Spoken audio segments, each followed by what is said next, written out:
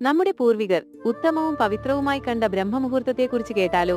സൂര്യോദയത്തിന് ഏകദേശം 48 മിനിറ്റ് മുമ്പുള്ള വിശുദ്ധ സമയത്തെയാണ് ബ്രഹ്മമുഹൂർത്തം എന്ന് പറയുന്നത്. സാധാരണയായി ഇത് പുലർച്ചെ 3 മണി മുതൽ 5 മണി വരെയായിരിക്കും.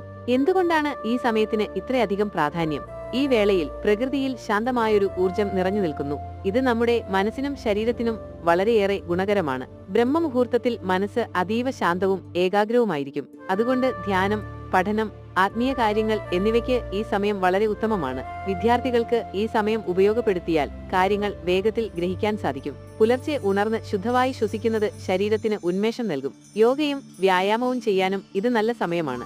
ആയുർവേദത്തിലും ബ്രഹ്മമുഹൂർത്തത്തിന് വലിയ പ്രാധാന്യമുണ്ട്. ബ്രഹ്മമുഹൂർത്തത്തിൽ ഉണരുന്നത് നമ്മുടെ ശരീരത്തിനും മനസ്സിനും ആത്മാവിനും ഒരുപോലെ പ്രയോജനകരമാണ്. ഈ പുണ്യവേള പ്രയോജനപ്പെടുത്തി നിങ്ങളുടെ ജീവിതത്തിൽ നല്ല മാറ്റങ്ങൾ വരുത്താൻ ശ്രമിക്കൂ. ഇതുപോലുള്ള കൂടുതൽ വിജ്ഞാനപ്രദമായ വീഡിയോകൾക്കായി സബ്സ്ക്രൈബ് ചെയ്യൂ.